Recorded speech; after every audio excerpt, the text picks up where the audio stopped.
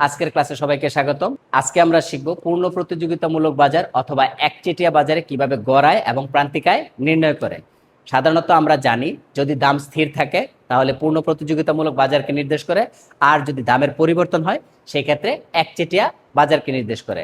এখানে আমি একটা সূচি তৈরি করেছি যেখানে বিক্রয়ের পরিমাণ প্রথম একক, 2, 3 এবং 4 একক। দাম ধরা হয়েছিল প্রথমে 10 টাকা, পরবর্তীতে 9, 8, 7, অর্থাৎ দামের পরিবর্তন হয়েছে। যেহেতু আমরা জানি দামের পরিবর্তন একচেটিয়া বাজারকে নির্দেশ করে, তাহলে আমরা বলতে পারি এই যে উদ্দীপকটা দেওয়া আছে এই উদ্দীপক এটা একচেটিয়া বাজারের দাম দেওয়া হয়েছে। এই সূচি থেকে আমরা দেখতে পাই গতে উদ্দীপকের আলোকে এআর এমআর নির্ণয় করে চিত্র অঙ্কন করো। এআর অর্থাৎ average revenue, MR marginal revenue অর্থাৎ গড় আয় এবং প্রান্তিক আয়ের নির্ণয়ের মাধ্যমে আমরা চিত্র অঙ্কন করব। এখানে দুইটা প্রশ্ন একসাথে করা হয়েছে, যদিও পরীক্ষা এভাবে থাকে না, কিন্তু আমরা যেহেতু গড় আয় এবং প্রান্তিক আয় নির্ণয় করব এবং কিভাবে চিত্রাঙ্কন করা যায় এটাও শিখে ফেলবো। আমরা জানি বিক্রয়ের পরিমাণ এবং দামের মাধ্যমে মোট আয় নির্ণয় করা হয়, এবং এই মোট আয় থেকে আমরা সাধারণত কি এআর এবং এমআর অর্থাৎ গড় আয় এবং প্রান্তিক আয় বের করবো। তাহলে আমরা সূচি তৈরি করি। প্রথমে বিক্রয়ের পরিমাণ উদ্দীপকে যা দেওয়া আছে সেটা লিখবো। বিক্রয়ের পরিমাণকে কিউ দিয়ে প্রকাশ করা হয়েছে, কিউ। তারপরে দাম, তাহলে দ্রব্যের দাম। আমরা জানি মোট আয়, তাহলে মোট আয় নির্ধারণ করব। মোট আয়, মোট আয়কে প্রকাশ করা হয় T R is equal to P into Q. তারপর হচ্ছে গড় আয়, গড় আয়কে প্রকাশ করা হয় এআর দিয়ে। এআর হচ্ছে টোটাল রেভিনিউ বাই কিউ, উৎপাদনের পরিমাণ। পরবর্তীতে লিখব প্রান্তিক আয়কে M R is equal to delta T R by delta Q. এটা আমরা বক্সে দিয়ে দিতে পারি। তাহলে প্রথমে উৎপাদনের পরিমাণ দেওয়া আছে 1 একক, আমরা লিখলাম 1 একক। পরবর্তীতে 2, 3, 4। তাহলে আমরা এটা মার্জিন করে দেই। দাম প্রথমে ধরা হয়েছে 10 টাকা, লিখলাম 10 টাকা। পরবর্তীতে 9 টাকা, 8 টাকা এবং 7 টাকা। এখন আমরা এই সূচি থেকে কিভাবে গড় আয় এবং প্রান্তিক আয় নির্ণয় করা যায় আমরা সেটা দেখছি। আমরা জানি যেহেতু গড় আয় এবং প্রান্তিক আয় মোট আয় থেকে বের করে, তাহলে মোট আয় আগে নির্ণয় করতে হবে। এখানে আমরা দেখি মোট আয় সমান হচ্ছে পি ইন্টু কিউ। তাহলে পি ইন্টু কিউ 10 একে 10, দ্বিতীয়ত 9 দুগুণে 18, 3 আটা 24, 4 সাতা 28। এখন খেয়াল করেন এখানে গড় আয় বের করে টোটাল রেভিনিউকে উৎপাদনের বা বিক্রয়ের পরিমাণ দ্বারা ভাগ করে। তাহলে আমরা কি করব, এখানে ভাগ করব। কাকে ভাগ করব? এই যে আমরা সাধারণত জানি যদি গড় আয় বের করতে হয় মোট আয়কে উৎপাদনের পরিমাণ বা বিক্রয়ের পরিমাণ দ্বারা ভাগ করতে হবে। তাহলে এখানে গড় আয়, মোট আয়, এই যে মোট আয় 10 এবং উৎপাদনের পরিমাণ, যেহেতু উৎপাদনের পরিমাণ কত 1 একক, তাহলে এই 1 দিয়ে আমরা 10কে ভাগ করব। তাহলে কত হয়? তাহলে কি আসে? 1 দিয়ে 10কে ভাগ করলে 10, 2 দিয়ে 18কে ভাগ করলে 9, 3 দিয়ে 24কে ভাগ করলে 8, 4 দিয়ে 28কে ভাগ করলে 7। অর্থাৎ আমরা গড় আয় পেলাম। পরবর্তীতে প্রান্তিক আয় MR is equal to delta TR by delta Q. আমরা জানি প্রান্তিক আয় নির্ণয় করার সময় ডেল্টা টিআর এবং ডেল্টা কিউ নির্ণয় করতে হয়। তাহলে আমি একটু দেখি, M R is equal to delta T R by delta Q. আমরা প্রান্তিক আয় নির্ণয়ের সময় যেটা লক্ষ্য করি, মোট আয়ের পরিবর্তন ডিভাইডেড মোট বিক্রয়ের পরিমাণের পরিবর্তন, অর্থাৎ delta TR by delta Q. অর্থাৎ মোট আয় যখন আছে তো প্রথম যেটা থাকে সেটা লিখতে হয়, লিখলাম। দ্বিতীয়ত উৎপাদনের মোট আয় হচ্ছে 18, তাহলে 18 মাইনাস প্রাথমিক যে পরিমাণটা ছিল 10 ডিভাইডেড উৎপাদনের পরিমাণ ছিল কত 2 থেকে বিয়োগ 1, 2 থেকে 1 থাকে হচ্ছে 8/1 সমান 8, অর্থাৎ 8 একক। তাহলে আমরা এখানে লিখতে পারি 8 একক।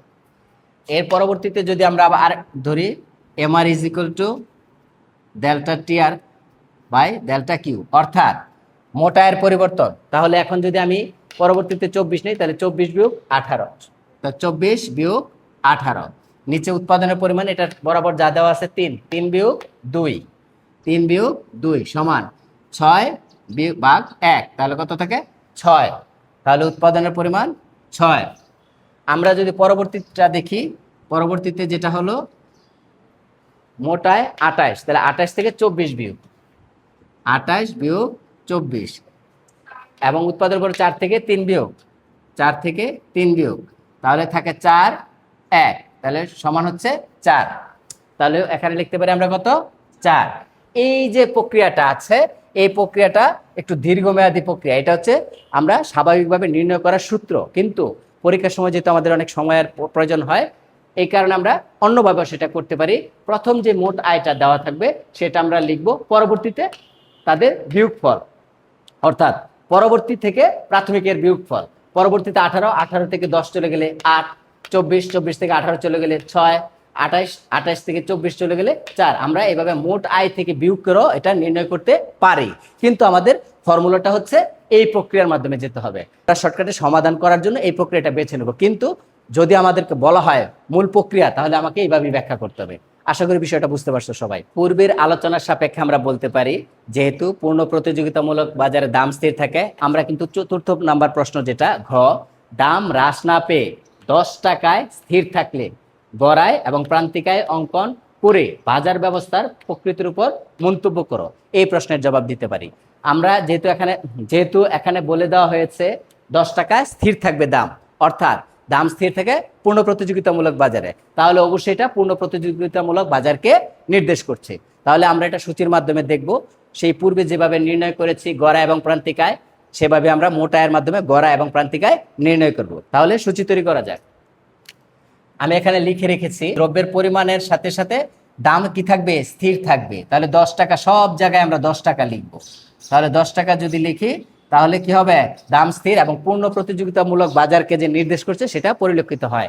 এবার খেয়াল করেন, মোট আয় পূর্বের মতোই, যেহেতু দ্রব্যের পরিমাণ এবং দামের সাথে গুণ করতে হয়, তাহলে 10 একে 10, একটু জোরে বলেন সবাই, 10 দুগুণে 20, 3 10-এ 30, 4 10-এ 40, অর্থাৎ আমরা কি পেলাম, মোট আয় পেয়ে গেলাম। এই মোট আয় থেকে গড়ায় সেই পূর্বের মতো মোট আয়কে উৎপাদনের পরিমাণ দ্বারা ভাগ, তাহলে উৎপাদনের পরিমাণ কিউ, মোট আয় হচ্ছে 10, তাহলে 1 দিয়ে 10কে ভাগ করলে কত আসে, 10 একে 10, 2 দিয়ে 20কে ভাগ করলে 10, 3 দিয়ে 30কে ভাগ করলে 10, 4 দিয়ে 40কে ভাগ করলে 10।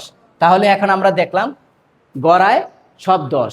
আবার দেখেন প্রান্তিকায়ের ক্ষেত্রে আমি সেই পূর্বের মতোই ডেল্টা টিআর ভাগ ডেল্টা কিউ, অর্থাৎ মোট আয়ের পরিবর্তন এবং মোট বিক্রয়ের পরিমাণের পরিবর্তন দ্বারা ভাগ করলে যা পাবো সেটা হচ্ছে প্রান্তিকায়। আমি এখানে শর্টকাট পদ্ধতি দেখাচ্ছি এখন, আর যদি আপনারা ফর্মুলাটা দেখতে চান, পূর্বে যে আলোচনাটা করেছি সেটা দেখে নেবেন। এখন দেখেন এখানে, তাহলে আমরা যদি প্রান্তিকায় বের করতে যাই, তাহলে কি করে, প্রথম যে পরিমাণটা দেওয়া থাকবে মোট আয় সেটা লিখবো, তাহলে 10।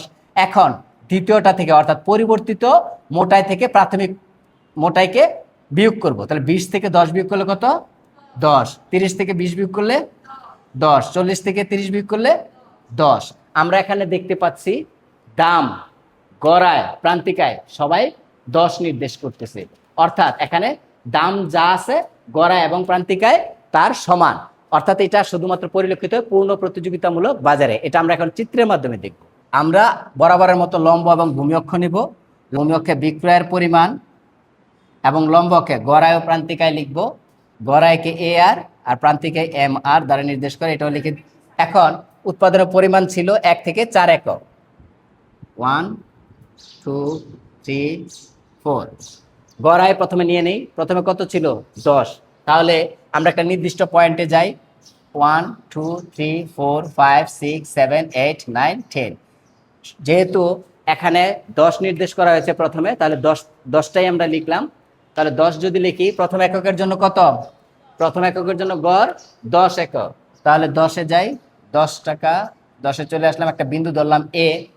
2 এর জন্য কত, 10, 2 এর জন্য বিন্দু ধরলাম, এটা যোগ করে দেই, তাহলে বি। 3 এর জন্য কত, 10, 3 এককের জন্য 10 বর্ধিত করে যোগ করে দেই, সি।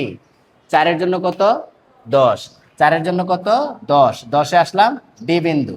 এখন যেহেতু আমরা বিক্রয়ের পরিমাণ বৃদ্ধির সাথে সাথে একটু বর্ধিত করে দেই, বর্ধিত করে দিলাম, তাহলে এখানে কি পেলাম, এ আর।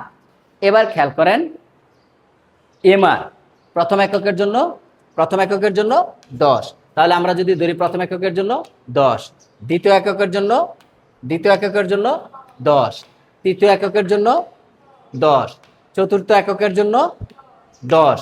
তাহলে এই যে এ বি সি ডি যোগ করে একটা রেখা পেলাম ভূমি অক্ষ বরাবর, এ আর এবং এম আর সমান। কিন্তু এখানে একটা খেয়াল করেন, যেহেতু এ আর এবং এম আর অর্থাৎ গড়ায় ও প্রান্তিকায় পরস্পর সমান, এই জায়গায় একটু খেয়াল করেন, দামও দেখেন 10 10 10 10, অর্থাৎ প্রতি এককে দাম স্থির। তাহলে আমরা এখানে লিখতে পারি P is equal to A R M R, অর্থাৎ পূর্ণ প্রতিযোগিতামূলক বাজারে গড়ায় এবং প্রান্তিকায় পরস্পর সমান। খেয়াল করেন চিত্রের মধ্যে দাম 10 এবং এই পি এ আর এম আর তিনটা মানকেই নির্দেশ করতেছে। তাহলে আমরা যদি প্রশ্নটা আমরা পর্যালোচনা করি তাহলে দেখতে পাই দাম হ্রাস না পেয়ে 10 টাকায় স্থির থাকলে আমরা দেখতে পাচ্ছি যে দাম স্থির 10 টাকা, তখন গড়ায় এবং প্রান্তিকায় পরস্পর সমান এবং চিত্রে তা পরিলক্ষিত হয়েছে। তাহলে আমরা বলতে পারি, অর্থাৎ দাম যদি 10 টাকায় স্থির থাকে তাহলে গড়ায় প্রান্তিকায় সমান হবে।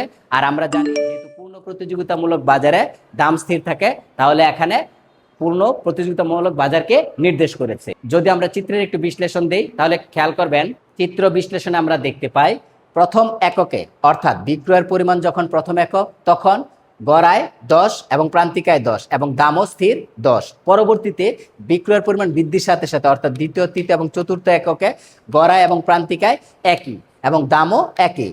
তাহলে এ বিন্দু, বি বিন্দু, সি বিন্দু এবং বিন্দু প্রাপ্ত বিন্দু সমূহ যোগ করে যে রেখা পায় তা ভূমি অক্ষ বরাবর সমান্তরাল, যা স্থির দাম এবং গড়ায় প্রান্তিকাকে নির্দেশ করে এবং এটা পরিলক্ষিত হয় পূর্ণ প্রতিযোগিতামূলক বাজারে। সুতরাং আমরা বলতে পারি দাম 10 টাকায় যদি স্থির থাকে তাহলে পূর্ণ প্রতিযোগিতামূলক বাজারকে নির্দেশ করবে।